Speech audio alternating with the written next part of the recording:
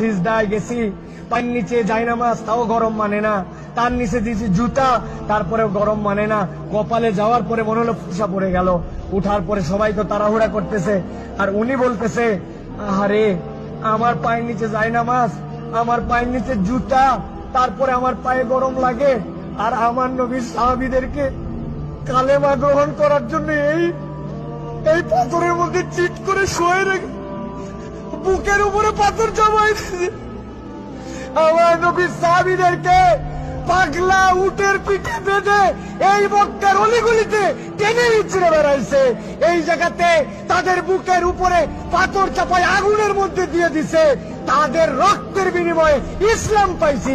আজকে আমি 2 রাকাত নামাজে পায়ের গোড়ালি গরম হয়ে যাচ্ছে জন্য কষ্ট হয়, এসিটা একটু কম ঠান্ডা মারে জন্য কষ্ট হয়, আমার মাথার উপরে যদি একটুখানি সুন্দর ছাতা না থাকে কষ্ট হয়। আমার নবী, আমার সাহাবীরা কি কষ্ট করছে, এটা ফিলিংস এর সফর, হজের সফর, অনুভূতির সফর।